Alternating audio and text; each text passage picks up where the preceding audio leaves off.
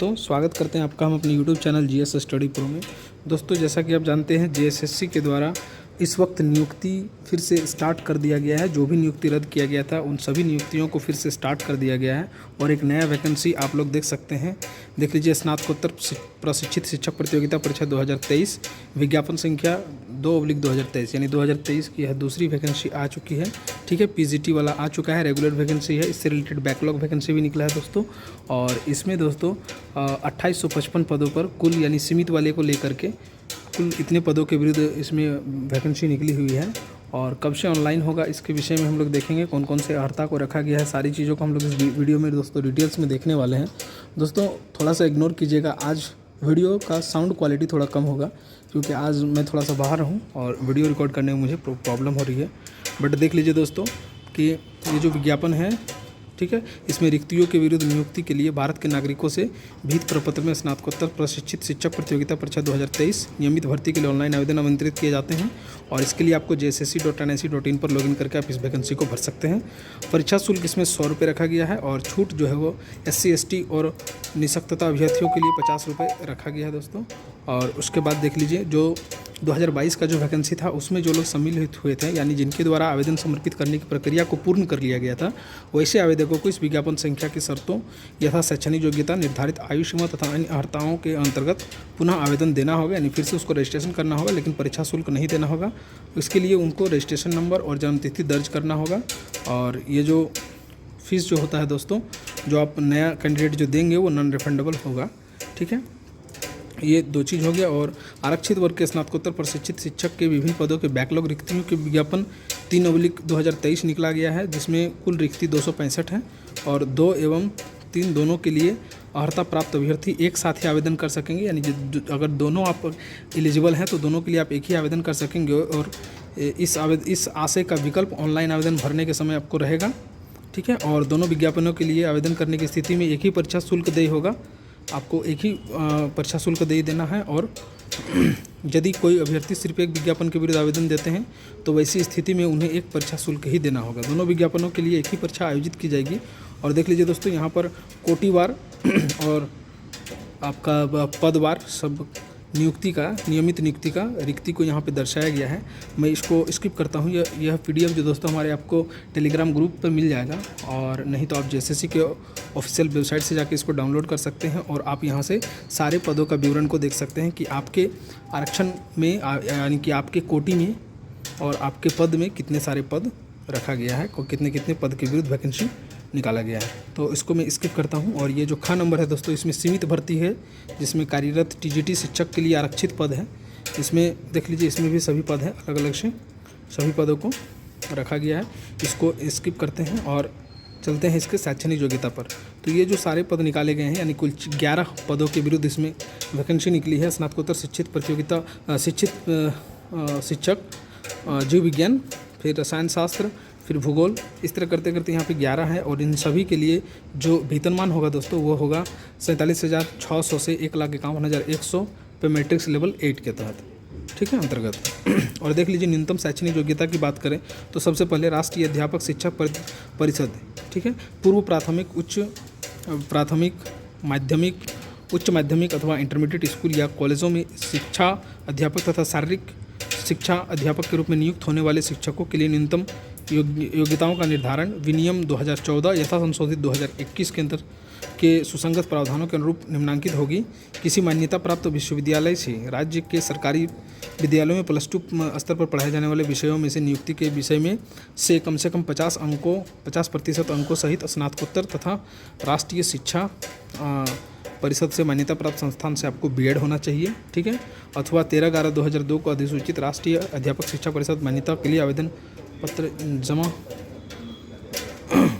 जमा करने की समय सीमा, अध्यापक शिक्षा कार्यक्रमों की मान्यता के लिए मानदंडों और मानकों का निर्धारण तथा नए पाठ्यक्रम अथवा प्रशिक्षण शुरू करने के लिए अनुमति विनियम 2002 तथा 10/12/2007 को अधिसूचित राष्ट्रीय अध्यापक शिक्षा परिषद, ठीक है, विनियम 2007 के अनुसार किसी मान्यता प्राप्त सरकारी स्कूल से आपको +2 पढ़ाए जाने वाले विषयों में से नियुक्ति के विषय में कम से कम स्नातकोत्तर में 45% अंकों सहित स्नातकोत्तर और B.Ed होना चाहिए। अथवा फिर लिखा हुआ है कि कोई भी सरकारी स्कूल से मान्यता प्राप्त विश्वविद्यालय के किसी राज्य के किसी सरकारी विद्यालय में से +2 पढ़ाए जाने वाले विषयों में से नियुक्ति के समय कम से कम 50% अंकों सहित स्नातकोत्तर तथा B.Ed/BSc, ठीक है, BSc एड करना आपको ज़रूरत है। ये आपका अगर हरता रहता है तभी आप इस फॉर्म को भर सकते हैं, ठीक है। और अथवा फिर है एक और देख लीजिए, किसी भी मान्यता प्राप्त विश्वविद्यालय से राज्य सरकारी विद्यालयों में +2 स्तर पर पढ़ाए जाने वाले विषयों में से कि नियुक्ति के विषय में न्यूनतम 55% अंकों अथवा उनके समकक्ष ग्रेड के साथ स्नातकोत्तर अथवा 3 वर्षीय एकीकृत B.Ed/M.Ed का आपके पास क्वालिफिकेशन होना चाहिए, ठीक है।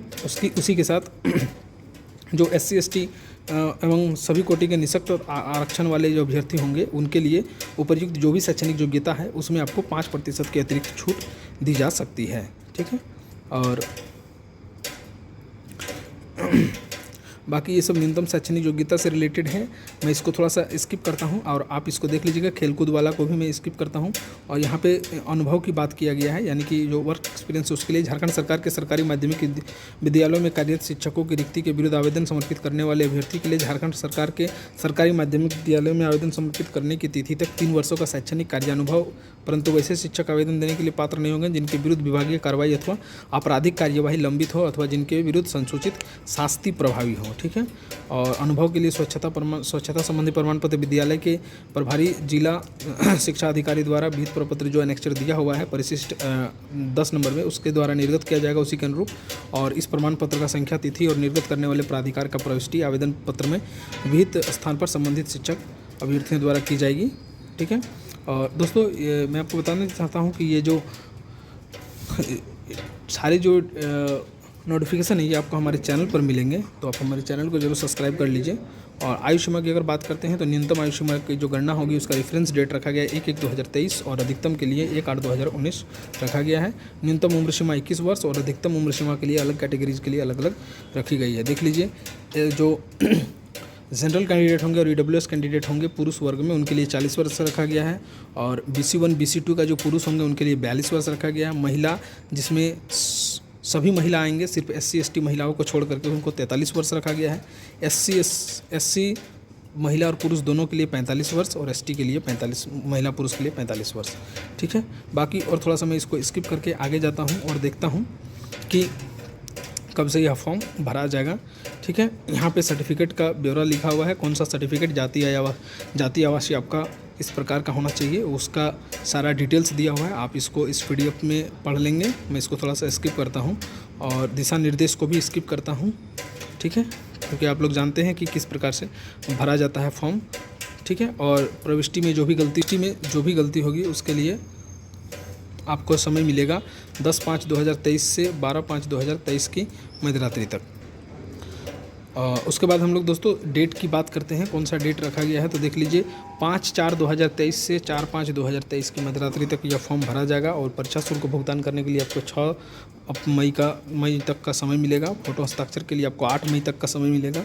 और 10 से 12 मई के बीच में आप करेक्शन कर सकते हैं, सिर्फ अपना नाम, मोबाइल नंबर, email ID को छोड़ करके बाकी सारे करेक्शन कर पाएंगे। लेकिन अगर आप जो भी करेक्शन करेंगे उसमें अगर आप अपना कैटेगरी चेंज करते हैं तो उस कैटेगरी के अनुमान्य आपको जो भी राशि होगा, यानी कि जो भी फीस होगा उस फीस को आपको पेड करना होगा, ठीक है। कैटेगरी चेंज करते हैं या तो फिर अपना जो यदि आप डिजेबिलिटी शो करते हैं तो, ठीक है, डिजेबिलिटी शो किया हुआ को अगर आपने करेक्शन किया हुआ है तो, ठीक है। बाकी यहाँ पे कोई चीज़ और बताने लायक अभी फ़िलहाल नहीं है। एक रहता है इसका पाठ्यक्रम और सिलेबस के लिए। तो देख लीजिए CBT मोड पर एग्जामिनेशन होगा, अगर अलग अलग डेट में होता है तो नॉर्मलाइजेशन होगा। और मुख्य परीक्षा का जो स्वरूप होगा दोस्तों, वह परीक्षा एक चरण में मुख्य परीक्षा में ली जाएगी। और सभी प्रश्न के लिए जो प्रश्न होंगे वस्तुनिष्ठ होंगे और बहुविकल्पी होंगे, यानी ऑब्जेक्टिव क्वेश्चन पूछे जाएंगे। पेपर 1 में एक प्रश्न का 1 अंक रहेगा, जबकि पेपर 2 में 2 प्रश्न पर, एक प्रश्न पर 2 अंक आपको मिलेगा। और कोई भी पेपर में आपको अगर आप गलत करते हैं तो आपको अंक की कटौती नहीं की जाएगी, यानी नेगेटिव मार्क इसमें नहीं है। सिलेबस की अगर हम बात करते हैं तो सिलेबस आप यहाँ से देख लीजिएगा। जो पेपर जो पेपर होंगे वो दोनों 2 पत्र होंगे और ये 2 पाली मिली जाएगी। प्रत्येक के लिए आपको 3 घंटा का समय मिलेगा, 3-3 घंटा का। और पेपर 1 में स्नातक स्तर के प्रश्न पूछे जाएंगे, जबकि पेपर 2 में स्नातकोत्तर स्तर के प्रश्न पूछे जाएंगे। पेपर 1 में आपको सामान्य ज्ञान एवं हिंदी भाषा की परीक्षा ली जाएगी, जिसमें 100 अंक का क्वेश्चन पूछे जाएंगे। पेपर 2 जिस विषय में आपको नियुक्ति होनी है उस विषय से संबंधित 300 अंक की परीक्षा ली जाएगी। सब पेपर 1 जो होगा वो हिंदी सामान्य ज्ञान एवं हिंदी भाषा की परीक्षा के लिए। सामान्य ज्ञान के लिए आप देख सकते हैं यहाँ पे सिलेबस का मैं स्किप करता हूँ, सिलेबस बहुत बड़ा है, सिलेबस को आप पढ़ लीजिएगा, सिलेबस के अकॉर्डिंग आप तैयारी कीजिएगा। और पेपर 2 जो होगा दोस्तों वो आपको जो एनेक्चर 12 है उसके रूप में संलग्न है। आप एनेक्चर 12 को आप वहाँ से देख लीजिएगा। और मेगा सूची का निर्धारण जो होगा दोस्तों वो सिर्फ और सिर्फ पेपर 2 के आधार पर होगा, क्योंकि जो पेपर 1 होगा वो क्वालिफाइंग नेचर का होगा और इसमें आपको 33% अंक लाना अनिवार्य होगा। ठीक है, जल्दी से मैं इस वीडियो को रिकॉर्ड कर रहा हूँ क्योंकि मैं इस वक्त बाहर हूँ और मैं भी चाहता हूँ कि जल्दी से इस वीडियो को रिकॉर्ड करके अपलोड कर दूँ, आप तक सूचना पहुँचा दूँ। ठीक है, लेकिन पेपर 2 में अगर आप पेपर 1 में अगर आप 33% अंक नहीं लाते हैं तो आपके पेपर 2 का जांच भी नहीं किया जाएगा।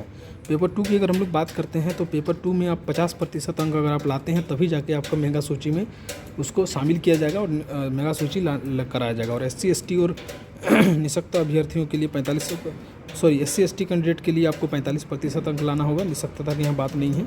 ठीक है, और प्राप्त मेगा सूची के आधार पर अभ्यर्थियों की शैक्षणिक प्रशैक्षणिक जाति प्रमाण पत्रों की जांच हेतु +2 विद्यालय में स्नातकोत्तर प्रशिक्षित शिक्षकों के रिक्त पदों के विरुद्ध नियुक्ति एवं पदस्थापन हेतु नियमावली में गठित राज्य स्तरीय स्थापना समिति होगी। इक्वल मार्क्स लाने पर देख सकते हैं जो उम्र में जो बड़े होंगे उनको अपेक्षाकृत ऊपर स्थान मिलेगा। इस प्रकार से मेगा सूची का निर्धारण होगा। और ये जो पेपर 2 है इसको मैं थोड़ा सा जो सिलेबस है इसको मैं थोड़ा सा स्किप करता हूँ, आप देख लीजिएगा सिलेबस को। और बाकी अब इसमें कुछ बचा नहीं है। ये वैकेंसी जो दोस्तों वो आ चुकी है, आप लोग प्रिपेयर हो जाइए और फिर से तैयारी में जुट जाइए। वैकेंसी आना स्टार्ट हो गई है, कल भी एक वैकेंसी आई थी, आज भी एक वैकेंसी आई। ठीक है, अब जो भी वैकेंसी रद्द हुई है उम्मीद है कि सारी वैकेंसी जल्दी राज्य सरकार के द्वारा और JSSC के द्वारा दिया जाएगा। ठीक है दोस्तों, तो वीडियो आपको कैसी लगी और इस तरह से अगर आप और भी वीडियो चाहते हैं और वीडियो पर अगर नियुक्ति से रिलेटेड सारे अपडेट चाहते हैं तो चैनल को सब्सक्राइब कर लीजिए चैनल, और इसमें आपको सारे अपडेट पहले मिलेंगे। Thank you.